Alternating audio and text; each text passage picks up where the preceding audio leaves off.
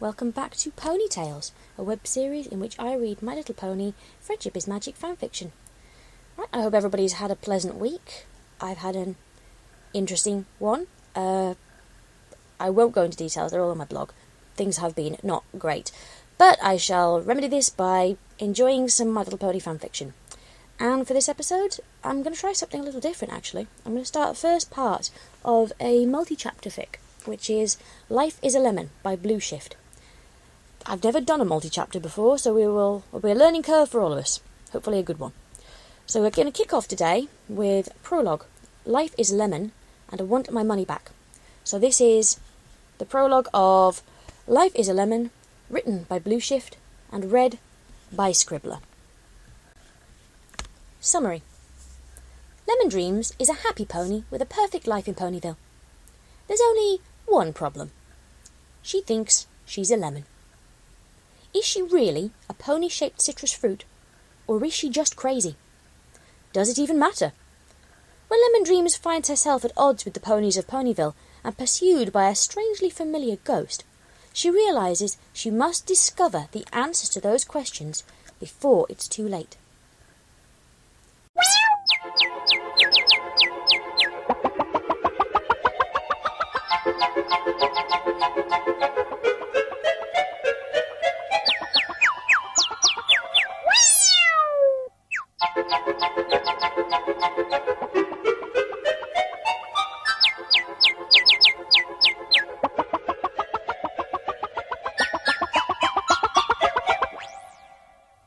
Up upon the top of the slope, the distant figure of Copper grasped a small yellow lemon in her mouth and flung it as hard as she could down the hill.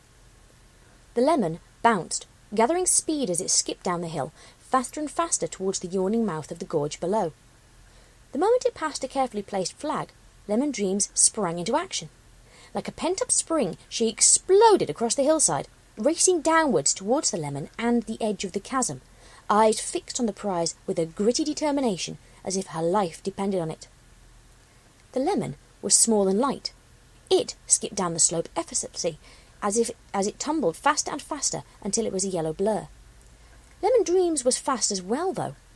She was still young, her body light and powerful, and she used her weight to propel herself down the hill. Dimly she could hear Copper shouting out in terror as the gorge edge approached, but it didn't matter. She was nearly level with the lemon. Her legs barely touched the grass as she bounded faster and faster, the lemon a few tantalizing feet away when, from the edge of her vision, she saw the grassy slope suddenly give way into rocky nothingness. Lemon Dreams leapt, beads of sweat pricking out on her face as her forehoofs snatched frantically in the air for the lemon. But it was not enough. She crashed back down, inches away from the gorge's edge, as the lemon sailed into the air and oblivion. Lemon Dreams slumped over the edge, staring morosely as the lemon fell, watching it get smaller and smaller until it exploded into a messy pulp on the rocky floor hundreds of feet below. Just like last time, and the time before, and all the times before that. It was never enough. "Lemon Dreams! Lemon Dreams!" She could dimly hear Copper screeching in her ear as her friend made a rather more careful descent of the slope. "That was insane!" Copper cried, and as Lemon Dreams picked herself up from the chasm edge and turned around, she could almost imagine tears in Copper's eyes. "You've got to stop this, Lemon Dreams! Please! No pony could make that catch! How long have you been doing this now?" The question was rhetorical, but Lemon Dreams' answer was snapped back in an instant. 1 year, 50 weeks, and 2 days, she replied with a hint of desperation in her voice, glancing back down towards the bottom of the gorge. "I nearly had it that time." Copper shook her head sadly. "No, Lemon Dreams, you didn't. Please, just go home. Your parents will be sick with worry if they knew what you were doing." Lemon Dreams stiffened slightly at the mention of her parents. "They don't believe I can do it," she whispered hoarsely. "But I can, Copper. I can." She gulped heavily. "A few more hours. That's all I need. I know it. If I still can't do it, then I'll never ask you again." "And you'll stop?" That'll be the end of it? Copper looked at Lemon Dreams, forehead creased in concern. You'll forget all about it and go back to normal? Yes, Lemon Dreams lied. Of course. She had lost so many friends that way, but none of them realized how important this was to her. Copper was the last, though. Without her, there would be no one to help her. No one to stand in the right place on the hill and roll the lemon. Perhaps she would have to stop after all. Lemon Dreams put such thoughts out of her head as Copper climbed the hill again towards the large basket of lemons that rested at the top. They were the best items for the task. Small, oddly shaped so they bounced properly, and in plentiful supply. Every morning, Lemon Dreams would pick a basket full of lemons from the family orchard and spend the rest of the day rolling them into pulp. She was sure that at the bottom of the gorge there would be a rather large pile of pulp lemons built up over the last 2 years, but she didn't want to think about that too much. As Copper finally reached the top and gave the signal that she was ready, Lemon Dreams tensed once more, staring down the slope at the gorge. Again! The day wore on. No matter how hard Lemon Dreams ran, how much she pushed her aching muscles, she still couldn't catch the lemon before it spun off into the darkness of the gorge. Finally, as the sun dipped beneath the horizon, and the red glow of the sunset was slowly replaced by the silver rays of the moon, Copper called down, holding a lemon in her hooves. This is the last one, Lemon Dreams. That's it. She tipped the empty basket in Lemon Dreams' direction as proof, though the dimming light and the distance of her friend, Lemon Dreams couldn't make it out exactly. She had run out of friends. She was about to run out of lemons. There might be ways she could roll the lemon from the correct spot on the hill at the right speed, but she wasn't sure how. It needed to be done properly, after all, to count. She swallowed hard, gazing across the grass, which now turned a silvery blue in the moonlight. The mouth of the gorge seemed to melt into the grass as the darkness continued to envelop the world. It was now or never. Again!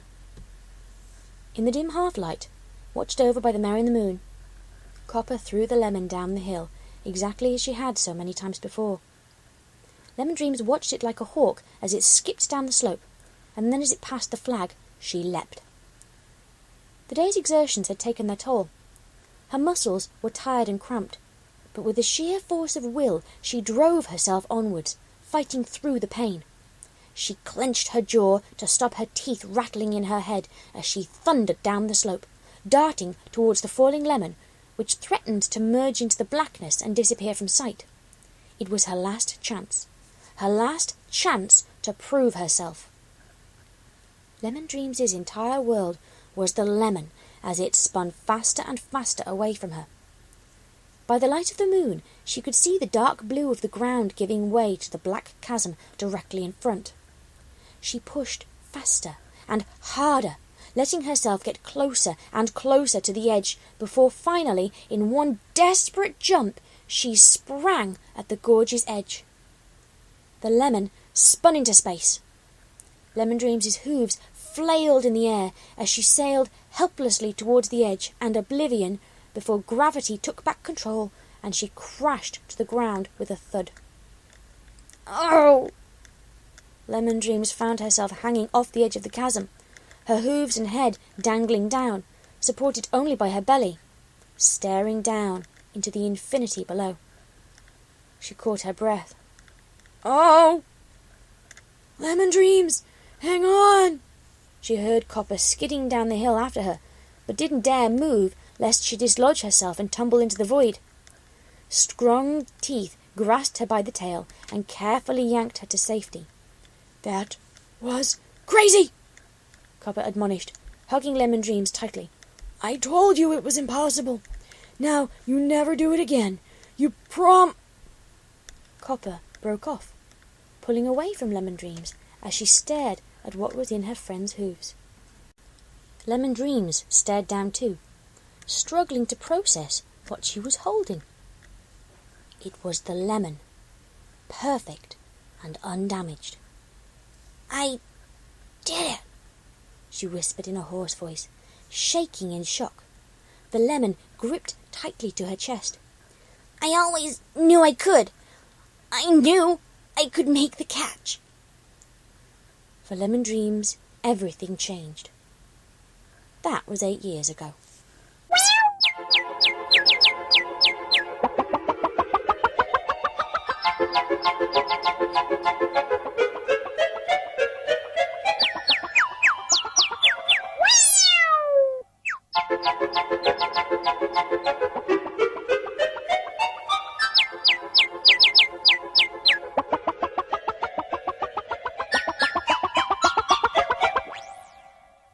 That was the prologue of Life is a Lemon, entitled Life is a Lemon and I Want My Money Back, written by BlueShift and read by Scribbler.